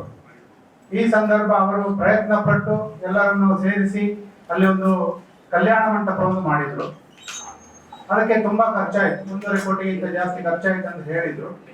ಅದಕ್ಕೆ ಖರ್ಚಿಗೆ ಅವರ ಸ್ವಂತ ಆಸ್ತಿಯನ್ನು ಅಡವಿಟ್ಟು 30 ಲಕ್ಷ ಸಾಲ ಪಡ್ಕೊಂಡು ಅವರು ಆ ಒಂದು ಹಾಲಿಗೆ ಹಾಕಿದ್ರು. ಅವರ ಅವಧಿಯನ್ನು ಬಿಟ್ಟು ಹೋಗುವಾಗ ಆ ಹಾಲಿಗೆ 1 ಲಕ್ಷ ರೂಪಾಯಿ ಬಾಡಿಗೆ ಫಿಕ್ಸ್ ಮಾಡಿ ಅದರಿಂದ ಬರುವ ಆ ಒಂದು ಆದಾಯವನ್ನು ಸಾಲ ತೆಗೆದುದಕ್ಕೆ ಕೊಡ್ತಾ ಇತ್ತು. ಈಗ ಬಂದ ಅಧ್ಯಕ್ಷರು ಅಥವಾ ಆಡಳಿತ ಮಂಡಳಿಯವರು ಅದನ್ನ ಬಾಡಿಗೆಯನ್ನ 1 ಲಕ್ಷದಿಂದ 60,000ಕ್ಕೆ ಇಳಿಸಿ ಅವರ ಹತ್ರ 10 ಲಕ್ಷ ರೂಪಾಯಿ ಮುಂಗಡ ತಗೊಂಡ್ರು, ಅಡ್ವಾನ್ಸ್ ಅಂತ ತಗೊಂಡ್ರು. ಅದರಿಂದ ಪ್ರತಿ ತಿಂಗಳು ಬರುವಂತಹ 40,000 ರೂಪಾಯಿ ಸಂಘಕ್ಕೆ ಕಡಿಮೆ ಆಯಿತು. ಅದೇ ರೀತಿ ಇವರು ಈಗ ಇರುವ ಅಧ್ಯಕ್ಷರೊಂದು ಮಾತು ಹೇಳಿದ್ರು. 15 ದಿವಸ ಮೊದಲು ರಾಜಿ ಕೊಟ್ಟು ಸರ್ವಾನುಮತದಿಂದ ಆಯ್ಕೆಯಾದಂತಹ ಉಮೇಶ್ ಬೆಂಜನಪದವಂತ ಅಧ್ಯಕ್ಷರು ರಾಜಿ ಕೊಡ್ಲಿಕ್ಕೆ ಕಾರಣ ಮೊದಲಿನ ಸಂಘದವರು ಬಿಟ್ಟು ಹೋಗುವಾಗ 47 ಲಕ್ಷ ರೂಪಾಯಿ ಸಾಲ ಇತ್ತು. ಅದಕ್ಕೆ ಹೆದರಿ ಈ ಸರ್ವಾನುಮತದಿಂದ ಆಯ್ಕೆಯಾದ ಅಧ್ಯಕ್ಷರು ರಾಜಿ ಕೊಟ್ಟದಂತ ಹೇಳಿದ್ರು. ಉಮೇಶ್ ಬೆಂಜನಪದವಂತ ಒಬ್ಬ ವ್ಯಕ್ತಿ ಅವರು ಒಂದೇ ದಿವಸದಲ್ಲಿ 47 ಲಕ್ಷ ರೂಪಾಯಿಯನ್ನು ಸಾಲ ಮರುಪಾವತಿ ಮಾಡಲು ಕೆಪಾಸಿಟಿ ಇರುವಂತ ವ್ಯಕ್ತಿ. ಅವರನ್ನು ಕೂಡ ನಮ್ಮ ಈಗಿನ ಅಧ್ಯಕ್ಷರು ತುಂಬಾ ಕೀಳು ಮಟ್ಟದಲ್ಲಿ ಮಾತಾಡಿ ಅವರಿಗೆ ಒಂದು ನೋವಾಗುವಂತ ಒಂದು ವಿಚಾರ ಮಾಡಿದ್ರು. ಮತ್ತೆ ನಿಮ್ಗೆ ಸಾರ್ವಜನಿಕವಾಗಿ ನಾನು ಹೇಳಲಿಕ್ಕೆ ಬಯಸೋದೇನು ಹೇಳಿದ್ರೆ, ಇದೊಂದು ಚಿಕ್ಕ ವಿಚಾರ. ತೀಯಾ ಸಮಾಜದಲ್ಲಿ ಬೇಕಾದಷ್ಟು ಮುಖಂಡರಿದ್ದಾರೆ. ಪವನ್ ರಾಜ್ ಅವರು ಕಾರ್ಯಕಾರಿ ಸಮಿತಿಯಲ್ಲಿ ಈ ಒಂದು ಸಂಘದ ಏನೋ ಲೆಕ್ಕಪತ್ರವನ್ನು ಕೇಳಿದ್ದಾರೆ. ಆ ಕೇಳಿದ್ರೆ 1 ತಿಂಗಳು ಕೇಳಿದ್ರು, 2 ತಿಂಗಳು ಕೇಳಿದ್ರು, 3 ತಿಂಗಳು ಕೇಳಿದ್ರು, ಕೊಡದಿರುವಾಗ ಅವರೊಂದು ಅರ್ಜಿ ಕೊಟ್ರು. ನಾನು ಹೇಳೋದು ಅದನ್ನ ಅವರು ಪತ್ರಿಕಾ ಮಾಧ್ಯಮಗಳಿಗೆ ವಿಚಾರವನ್ನು ಕೊಡುವುದು ಅಥವಾ ಹೊರಗಿನ ಒಬ್ಬ ವ್ಯಕ್ತಿ ಫೋನ್ ಮಾಡಿ ಧಮಕಿ ಕೊಡುವುದು ಇದೇನು ಅಗತ್ಯ ಇರಲಿಲ್ಲ. ಅದರಲ್ಲಿ ಉಪಾಧ್ಯಕ್ಷರಾಗಿರುವಂತಹ ದಿನೇಶ್ ಕುಂಪಳ ಒಬ್ಬ ವ್ಯಕ್ತಿ ಇದ್ದಾರೆ. ಅವರು ಒಳ್ಳೆಯ ಒಂದು ತೀಯಾ ಸಮಾಜದ ವ್ಯಕ್ತಿ. ಸುರೇಶ್ ಭಟ್ನಗರ್ ಅಂತ ಅವರು ಇದ್ದಾರೆ. ಅವರು ಕೂಡ ತೀಯಾ ಸಮಾಜಕ್ಕೆ ಬೇಕಾದ ವ್ಯಕ್ತಿ. ಇಲ್ಲಿ ಸದಾಶಿವಲಾಲ್ ಅಂತ ಒಬ್ರು 40 ವರ್ಷಗಳಿಂದ ಭಗವತಿ ದೇವಸ್ಥಾನದಲ್ಲಿ ಇದ್ದಾರೆ. ಚಂದ್ರ ಸುಳ್ಳಾಳ್ ಅಂತ, ಗಂಗಾಧರ ಉಳ್ಳಾಳ್ ಅಂತಹ ವ್ಯಕ್ತಿಗಳು 35-40 ವರ್ಷಗಳಿಂದ ದೇವಸ್ಥಾನದಲ್ಲಿ ಇದ್ರು. ಅವರನ್ನು ದೂರ ಇಟ್ಟಿದ್ದಾರೆ. ಅದು ಆಡಳಿತ ಮಂಡಳಿಗೆ ಬಿಟ್ಟ ವಿಚಾರ. ಆದ್ರೆ ಒಂದು ನಮ್ಮದೇ ಜಾತಿಯ ಸಮುದಾಯದ ಒಬ್ಬ ವ್ಯಕ್ತಿ ಏನಾದ್ರೂ ಒಂದು ವಿಚಾರವನ್ನು ಕೇಳಿದ್ದಾಗ ಒಂದು 4 ಜನ ಸೇರಿ ಪವನ್ ರಾಜನನ್ನ ಕರಿಬಹುದು. ನಾನು ಕೂಡ ಅಧ್ಯಕ್ಷರ ಹತ್ರ ಒಂದು ಮಾತು ಕೇಳಿದ್ದೆ. ಅಧ್ಯಕ್ಷರೇ, ನೀವು ಗುರಿಕಾರರಾಗಿ ದೇವಸ್ಥಾನಕ್ಕೆ ಬಂದಿದ್ದೀರಿ, ಈಗ ಅಧ್ಯಕ್ಷರಾಗಿದ್ದೀರಿ. ಗುರಿಕಾರರ ಸ್ಥಾನವನ್ನ ನೀವು ರಾಜಿ ಕೊಡ್ಬೇಕಿತ್ತು, ಆ ನಂತರ ಅಧ್ಯಕ್ಷ ಸ್ಥಾನ ತಗೊಳ್ಬೇಕಂತ ಕೇಳಿದೆ. ಮತ್ತೆ ನೀವು ಆಡಳಿತ ಮಂಡಳಿಗೆ ಬರುವಾಗ ನೀವು ಅಧ್ಯಕ್ಷರಲ್ಲ, ಅಧ್ಯಕ್ಷರು ಬೇರೆ ಇದ್ರು. ನೀವೀಗ ಹಿಂದಿನ ಬಾಗಿಲಿಂದ ಬಂದದ್ದು. ದಯವಿಟ್ಟು 2 ವರ್ಷ ಆಯಿತು. ನಿಮ್ಮ ಜವಾಬ್ದಾರಿಯನ್ನು ನೀವು ಇನ್ನೊಬ್ಬರಿಗೆ ಬಿಟ್ಟು ಕೊಡ್ಬೇಕು ಅಥವಾ ಮಹಾಸಭೆಯನ್ನು ಕರಿಬೇಕಂತ ನಾನು ಹೇಳಿದ್ದೆ. ಅದಕ್ಕೂ ಕೂಡ ಅವರು ಉತ್ತರ ಹೇಳಿಲ್ಲ. ನಾನು ಇದನ್ನು ಹೇಳಲಿಕ್ಕೆ ಬಯಸೋದೇನಿದ್ರೆ, ಇದು ಚಿಕ್ಕದಾದ ವಿಚಾರವನ್ನು ದೊಡ್ಡದು ಮಾಡಲಿಕ್ಕೆ ಪ್ರಯತ್ನ ಮಾಡ್ತಾ ಇದ್ದಾರೆ. ಕರ್ತು ಸಮಾಜದ ಹಿರಿಯರು, ಇದು ತೀಯಾ ಸಮಾಜದಾದ್ರೆ ಸಮಾಜದ ಹಿರಿಯರು ಪವನ್ ರಾಜನನ್ನು ಕರೆದು ಅಥವಾ ಪವನ್ ರಾಜನ ಜೊತೆ ಯಾರಿದ್ದಾರೆ ಅವರನ್ನು ಕರೆದು ಒಳಗೇನೆ ಮಾತಾಡಿ ಮುಗಿಸಬಹುದಾದಂತಹ ಒಂದು ವಿಚಾರವನ್ನ ಅದಕ್ಕೆ ಹೊರಗಿನಿಂದ ಒಬ್ಬ ಇನ್ನೊಂದು ಸಮುದಾಯದ ವ್ಯಕ್ತಿ ಫೋನ್ ಅಲ್ಲಿ ಮಾತಾಡಿ ಅವನನ್ನು ಕೈ ಕಡಿತೇನೆ ಕಾಲು ಕಡಿತೇನೆ ಅಂತೆಲ್ಲ ಒಂದು ಬೆದರಿಕೆ ಕೊಡುವುದು ಒಳ್ಳೆಯದಲ್ಲ ಅಲ್ಲ. ಒಳ್ಳೆ ಒಳ್ಳೆ ವ್ಯಕ್ತಿಗಳಿರುವಾಗ ಅವರೇ ಇದನ್ನು ಮುಗಿಸಬಹುದಿತ್ತು ಅಂತ ನನ್ನ ಒಂದು ಅಭಿಪ್ರಾಯ ಇತ್ತು. ಆದ್ರೆ ಅದಕ್ಕೆ ಯಾರು ಕೂಡ ಈವರೆಗೂ ಮುಂದುವರಿಲಿಲ್ಲ. ದಯವಿಟ್ಟು ನೀವು ಕೂಡ ಮಾಧ್ಯಮದವರಿಗೆ ನಾನು ವಿಚಾರ ತಿಳಿಸಿದ್ರೆ, ನಾವು ಇದು ಅವನು ಒಳ್ಳೆಯ ರೀತಿಯಲ್ಲಿ ಮುಗಿಸ್ಲಿಕ್ಕೆ ಏನು ಆಡಳಿತ ಮಂಡಳಿಯವರು ಮುಂದೆ ಬರಲಿ ಎಂಬ ಮಾತನ್ನು ಹೇಳಲಿಕ್ಕಾಗಿ ಈ ಒಂದು ಅವಕಾಶವನ್ನು ನಾನು ಉಪಯೋಗಿಸ್ತಾ ಇದ್ದೇನೆ. ಅಲ್ಲಿ ಕಳೆದ ಬಾರಿ ಪತ್ರಿಕಾಗೋಷ್ಠಿ ಹೇಳ್ತಾರೆ, ಪತ್ರಿಕಾಗೋಷ್ಠಿ ಕರೆದಾಗ ಹೇಳ್ತಾರೆ, ನಮ್ಮ ಇವರಿಗೆ ಈಗ ಹೇಳಿದ್ರು, ನಮ್ಮ ಸಮಾಜದ ಒಂದು ಗಣ್ಯ ವ್ಯಕ್ತಿಯಾದಂತಹ ದಿನೇಶ್ ಕುಮಾರ್ ಅವರು ನನ್ನ ಹೆಸರನ್ನು ಹೇಳಲು ಅಸಹ್ಯ ಆಗ್ತದೆ ಅಂತ ಹೇಳಿ. ಅವರಿಗೆ ಯಾಕೆ ಅಸಹ್ಯ ಆಗ್ತದೆ ನಂಗೆ ಗೊತ್ತಿಲ್ಲ. ನಾನ್ ಕೇಳ್ತೇನೆ, ಅವ್ರು ಹೇಳ್ತಾರೆ ನನಗೆ ಬೈಲೋ ಇರುವುದೇ ಗೊತ್ತಿರಲಿಲ್ಲ, ಸಂಘದಿಂದ ಅದು ನೋಟಿಸ್ ಬಂದ ನಂತರ ಗೊತ್ತಾಗ್ತದೆ ಅಂತ ಹೇಳಿ. ನಾನು ಈ ಮೂಲಕ ಹೇಳುವುದಂದರೆ, 15 ದಿವಸದಲ್ಲಿ ಉಮೇಶ್ ಬೆಂಜನಪದವರವರು ರಾಜೀನಾಮೆ ನೀಡಿದ ಸಂದರ್ಭದಲ್ಲಿ ಪ್ರಪ್ರಥಮ ಬಾರಿಗೆ ಬೈಲಾವನ್ನು ಓದಿದವರು ಇದ್ದದ್ದು ಗೊತ್ತಿದ್ದದ್ದು ದಿನೇಶ್ ಕುಂಪಲ್ ರವರಿಗೆ ಪ್ರಪ್ರಥಮವಾಗಿ. ಈ ವಿಚಾರವಾಗಿ ನಾನು ಬೇಕಾದ ಕ್ಷೇತ್ರದಲ್ಲಿ ಬಂದು ಕೈ ಇಟ್ಟು ಹೇಳ್ತೇನೆ. ಅವರಿಗೆ ಗೊತ್ತಿಲ್ಲ, ಅವರಿಗೆ ಬಯಲ ವಿಚಾರವಾಗಿ ಗೊತ್ತಿರ್ತದೆ. ಗೊತ್ತಿಲ್ಲ ಅಂತ ಹೇಳಿದ್ರೆ ಅವರು ಬಂದಲ್ಲಿ ಕೈ ಇಟ್ಟು ಹೇಳ್ಬೇಕು ದೇವಸ್ಥಾನದಲ್ಲಿ, ನನಗೆ ಗೊತ್ತಿರ್ಲಿಲ್ಲ ಅಂತ ಹೇಳಿ. ಈ ವಿಚಾರದಲ್ಲಿ ಪತ್ರಿಕಾ ಮಾಧ್ಯಮ ಮುಖಾಂತರವೇ ಹೇಳಿದ್ದಾರೆ ಅವರು ಗೊತ್ತಿಲ್ಲ ಅಂತ ಹೇಳಿ. ವಿಚಾರವಾಗಿ ಮತ್ತೊಂದು ವಿಚಾರವಾಗಿ ನಮ್ಮದೇ ಸಮುದಾಯದ ಒಂದು ದೊಡ್ಡ ಕಾರ್ಯಕ್ರಮ ತೀಯರ ಚೇರ್ನೂರು ನಾಡಿ ಅಂತೇಳಿ 18 ಕ್ಷೇತ್ರಗಳನ್ನು ಒಟ್ಟುಗೂಡಿಸಿ ಮಾಡುವಂತಹ ಕಾರ್ಯಕ್ರಮ. ಈ ಕಾರ್ಯಕ್ರಮದಲ್ಲಿ ನಮ್ಮದೇ ಸಮುದಾಯದ ಒಬ್ಬ ವ್ಯಕ್ತಿ ಡಾಕ್ಟರೇಟ್ ಪಡೆದುಕೊಂಡಿದ್ದಾರೆ ಭಗವತಿ ಆರಾಧನೆಯಲ್ಲಿ. ಅವರು ಉಪನ್ಯಾಸಕರು ಕೂಡ ಹೌದು. ಆದರೆ ಆ ವೇದಿಕೆಯಲ್ಲಿ ಅವರು ತಮ್ಮದೇ ಸಮಾಜದ ಒಬ್ಬ ವ್ಯಕ್ತಿಯ ಮೇಲೆ ಕೊಲೆ ಬೆದರಿಕೆ ಅಥವಾ ಅವರು ಮಾಡಿದ ಮಾತಾಡಿದ ಶಬ್ದಗಳನ್ನು ಹೇಳೋಕೆ ನಮಗೆ ಆಸೆ ಆಗ್ತದೆ. ಆಕ್ಚುಲಿ ಮಾಡೋದು ಅಂತದನ್ನು ಅವರು ವೇದಿಕೆಯ ಮುಖಾಂತರ ಹೇಳ್ತಾರೆ. ನಮಗೆ ಖುಷಿ ಇದೆ, ನಿಮ್ಮ ಸುಳ್ಳಿದ್ದಾರೆ ನಿಮ್ಮ ತಂಕದ ಪಾತ್ರೆಗೆ ಇಂಥ ಅಭಿಮಾನ ಯಾಪಲ ಉಪ್ಪು ಅಂತ ಹೇಳಿ ಅವರೊಂದು ಡಾಕ್ಟರೇಟ್ ಪಡೆದುಕೊಂಡು ಈ ರೀತಿ ಹೇಳ್ತಾರೆ ಅಂತ ಹೇಳಿದ್ರೆ ಹೇಗೆ ಅಂತ ಹೇಳಿ ನಮ್ಮ ಒಂದು ಭಾವನೆ. ಇದು ಇವತ್ತು ನನಗೆ ಹೇಳ್ಬೋದು, ನಾಳೆ ಬೇರೆ ಒಬ್ಬರಿಗೆ ಹೇಳಿದ್ರೆ ಇದೆ ಸಮಾಜದ ಸ್ಥಿತಿಯಲ್ಲಿ ಒಂದು ಕೊಲೆ ಬೆದರಿಕೆಯನ್ನು ಸಮರ್ಥಿಸುವುದಂದ್ರೆ ಹೇಗೆ? ಅದೊಂದು ನಮ್ಮ ಒಂದು ನಾವು ಕೊನೆಯದಾಗಿ ಹೇಳುದು, ಈ ಹೋರಾಟ ಯಾವುದು ವ್ಯಕ್ತಿದಲ್ಲ. ನಮಗೆ ಹೇಳು ಸಂಘ ಬಯಲ ಪ್ರಕಾರ ನಡೀಬೇಕು, ಲೆಕ್ಕಪತ್ರಕ್ಕೆ ಲೆಕ್ಕ ಇರಲಿ, ನಿಯಮ ಆಡಳಿತಕ್ಕೆ ನಿಯಮ ಇರಲಿ, ಸದಸ್ಯರ ಪ್ರಶ್ನೆಗೆ ದಾಖಲೆ ಸಹಿತ ಉತ್ತರ ಕೊಡಲಿ ಅವರು. ಮತ್ತೆ ಬೇರೆ ಯಾವುದೇ ವ್ಯಕ್ತಿಯ ಮೇಲೆ ನಮಗೆ ವೈಯಕ್ತಿಕ ದ್ವೇಷ ಇಲ್ಲ, ಯಾವುದೇ ಇಲ್ಲ. ಸಂಘ ನಮ್ಮದೇ ಸಂಘ. ನಾವು ಇವತ್ತು ಬಂದ ಉದ್ದೇಶ, ಪತ್ರಿಕೋಷ್ಠದ ಉದ್ದೇಶ ಇಷ್ಟೇ. ಯಾಕಂದ್ರೆ ಪ್ರತಿಯೊಂದು ವಿಚಾರದಲ್ಲಿ ಪವನ್ ದೇವಸ್ಥಾನದ ಹೆಸರು ಹಾಳು ಮಾಡಿದ, ಪವನ್ ಹಾಗೆ ಮಾಡಿದ, ಪವನ್ ಹೀಗೆ. ನಾವು ಎಂತ ಮಾಡಲಿಲ್ಲ, ಇವರ ಹುಡುಕನ್ನು ಒಳಗೆ ಇಡ್ಲಿಕ್ಕೋಸ್ಕರ ನಮ್ಮ ಹೆಸರನ್ನು ಮುಂದೆ ತಂದು ಮಾಡ್ತಾ ಇದ್ದಾರೆ ಅಷ್ಟೇ, ಬೇರೆ ಹೇಳಲಿಕ್ಕೆ ಇಚ್ಛೆ ಪಡೋದಿಲ್ಲ. ಧನ್ಯವಾದಗಳೆಲ್ಲ ಮಾಧ್ಯಮವರಿಗೆ. ಸದಸ್ಯರು ತುಂಬಾ ಜನ ಇದ್ದಾರೆ. ಸದಸ್ಯರು ಈಗ ಹೇಳಿದ ಏನಂತ, ಈಗ ನಾನು ಮುಂದೆ ಬಂದಂತೆ ನನ್ನದೇ ಒಂದು ಸಂಘ ಇರ್ತದೆ ಲೆಕ್ಕ ಕೇಳಿದಕ್ಕೆ. ಇನ್ನು ಎಲ್ಲರೂ ಮುಂದೆ ಬಂದ್ರೆ ಸಂಘದಲ್ಲಿ ಯಾರು ಇರ್ಲಿಕ್ಕಿಲ್ಲ, ಎಲ್ಲರೂ ಹೊರಗೆ ಸಂಘದ ನಿಯಮ ಪ್ರಕಾರ ಈಗ ಮಾಡಿದ್ದು ಮೊದಲು ಲಾಸ್ಟ್ ಟೈಮ್ ಮಾಡೋದು ಒಂದು ನಮಗೆ 4 ಊರಿಗೆ ಸಂಬಂಧಿಸಿದ ಸಂಘ ಅಂದ್ರೆ ಉಳ್ಳಾಲ, ಕೋಟೆಕಾರ, ಉಚ್ಚಿಲ, ತಲಪಾಡಿ, ಮತ್ತೆ ಬೆಳ್ವ ಮಂಜನಾಡಿ, ಮತ್ತೆ ನಂದೆ ಮನೆ ಅಂತ ಹೇಳಿ ಒಟ್ಟು ಅವರೇ ಹೇಳಿದಾಗ 4,000 ಮನೆಗಳಿದೆ ಅಂತ ಹೇಳ್ತಾರೆ. ಮೊನ್ನೆ ನಮಗೆ ಅದರ ಬಗ್ಗೆ ತಿಳಿಸಲ ಮಾಹಿತಿ ಇಲ್ಲ ನನಗೆ. ಹಾಗೆ ಹೇಳಿದಾಗ ಒಂದು ಊರದಿಂದ 30 ಜನ ಸದಸ್ಯರು ಇರ್ತಾರೆ ಲಾಸ್ಟ್ ಟೈಮ್ ಮಾಡಿದಾಗ. ಅವರು ಉಪನಿಬಂಧನೆ ಪ್ರಕಾರ ನಾವು ಮಾಡಿದ ಅಂತ ಹೇಳಿದ್ದಾರೆ. ನಮಗೆ ಅದರ ಬಗ್ಗೆ ಕರೆಕ್ಟ್ ಆಗಿ ಗೊತ್ತಿಲ್ಲ. 30 ಸದಸ್ಯರಿಂದ 4 ಊರಿಂದ 120 ಜನ ಆಗ್ತದೆ. ಈಗ ಉಮೇಶ್ ಬೆಂಜನ್ ಪದ ಅವರು 15 ದಿವಸದೊಳಗೆ ರಿಸೈನ್ ಮಾಡಿದ್ರೆ ಅವರೊಬ್ರು ನಿಮ್ಮ ಸಮಾಜದ ದೊಡ್ಡ ಉದ್ಯಮಿ, ದೊಡ್ಡ ಉದ್ಯಮಿ ಆಗುದು. ಅವರು 40 ಲಕ್ಷ ಸಾಲಕ್ಕೆ ಅವರು ಮಾಡಿದ್ದಲ್ಲ, ಅವರಿಗೆ 40 ಲಕ್ಷ ಕಾರಣಗಳು ಅವರ ವೈಯಕ್ತಿಕ ಕಾರಣ. ಅದು ನಮಗೆ ಗೊತ್ತು, ವೈಯಕ್ತಿಕ ಕಾರಣ ಅಂತ ಹೇಳ್ತಾರೆ. ಈಗ ನೋಡಿದ್ರೆ ನೀವು ಹೇಳ್ತೀರ ಬಂಡಾರದ ಮನೆ ಮೇಲ್ಗಡೆ ಸೋರ್ತಿತ್ತು, ಆಗ ತಗಡ್ ಶೀಟ್ ಆಗ್ಲಿಕ್ಕೆ 9 ರಿಂದ 10 ಲಕ್ಷ ರೂಪಾಯಿ ಅವರೇ ಉಪಯೋಗ ಕೊಟ್ಟಿದ್ದು. ಪ್ರತಿ ವಾರ ಅನ್ನದಾನಕ್ಕೆ ಅಕ್ಕಿ ಕೊಡ್ತಾರೆ ಅವರು. ನನಗೆ ಗೊತ್ತಿದ್ದ ವಿಚಾರವಾಗಿ 50 ಕ್ವಿಂಟಲ್ ಅಕ್ಕಿಯನ್ನು ಲಾಸ್ಟ್ ಟೈಮ್ ಕೊಟ್ಟಿದ್ದಾರೆ ಅಲ್ಲಿ. ಪ್ರತಿಯೊಂದು ಕಾರ್ಯಕ್ರಮಕ್ಕೆ ಅವರು ಇದು ಮಾಡಿ ಅವರೇ ಉಮೇಶ್ ಮಂಜನ್ ಅವರು. ಅದೇ ರೀತಿ 25 ಲಕ್ಷ ರೂಪಾಯಿ ಇವರು ಕೊಟ್ಟಿದ್ದಾರೆ, ಯಾರು ತಮ್ಮ ಇಲಾಖೆ ಸದಸ್ಯರು ಅವರು ಮಾಡಬಹುದು. ಮೊನ್ನೆ ಮತ್ತೊಂದು ವಿಷಯ, ಮೊನ್ನೆ ನಡೆದ ಕಾರ್ಯಕ್ರಮ ತೀಯರ ಚೆಲುವರು ಅಂತೇಳಿ ನಮ್ಮ ಸಮುದಾಯದಲ್ಲಿ ರಾಜಕೀಯವಾಗಿ ಒಂದು ಕ್ಯಾಬಿನೆಟ್ ದರ್ಜೆ ಸ್ಥಾನಮಾನ ಪಡೆದ ವ್ಯಕ್ತಿ ಆದಿದ್ದು ಸದಾಶಿವ ಅವರು. ಬೇರೆ ಯಾರಿಲ್ಲ, ನಿಮಗೆಲ್ಲ ಗೊತ್ತಿರಬಹುದು. ಅದಲ್ಲದೆ ಅವರು ಕ್ಷೇತ್ರದ ಟ್ರಸ್ಟಿ ಕೂಡ ಹೌದು. ಅವರ ಹೆಸರನ್ನು ಸಮೇತ ಇದರಲ್ಲಿ ಹಾಕುದಿಲ್ಲ, ಯಾವುದು ಆಮಂತ್ರಣ ಪತ್ರಿಕೆ ಮುಗಿಸಿಲ್ಲ, ಅವರಿಗೆ ಆಮಂತ್ರಣ ನೀಡುವುದಿಲ್ಲ.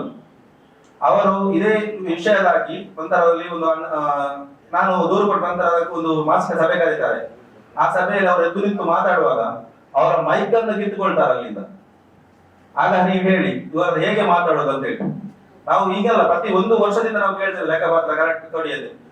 ಇವರು ಹಿಂದಿನವರನ್ನು ಹಿಂದಿನ ಮಹಾಸಭೆಯಲ್ಲಿ ಇವರು ಅಧಿಕಾರಕ್ಕೆ ಬರುವ ಮೊದಲು ಹೇಳಿದಂತ ಹಿಂದಿನವರು ಸರಿ ಇಲ್ಲ, ಅದಕ್ಕೋಸ್ಕರ ನಾವು ಸಮಿತಿಯನ್ನು ಬದಲಾಯಿಸುವ ಅಂತ ಹೇಳಿ ಬದಲಾವಣೆ ಮಾಡಬೇಕು, ಇಲ್ಲ ಅಂತ ಹೇಳುದಿಲ್ಲ ನಾವು. ಈಗ ಏನಾಗಿದೆ ಅಂತ ಹೇಳಿದ್ರೆ ಹಿಂದಿನವರೇ ಆಗ್ಬೋದು ಅಂತ ಹೇಳಿ ಮನೋಭಾವನೆ ಎಲ್ಲ ಸಮಾಜವಾದವರು ಒಂದು. ಈಗ ಬೇಲಿ ಎದ್ದು ಹೊಲ ಮೇಲಾಗಿ ಒಂದು ಗಾದೆ ಉಂಟಲ್ಲ, ಅದೇ ರೀತಿ ಆಗಿದೆ ಈಗ ಪ್ರಸ್ತುತ ನಮಗೆ. ಧನ್ಯವಾದಗಳು.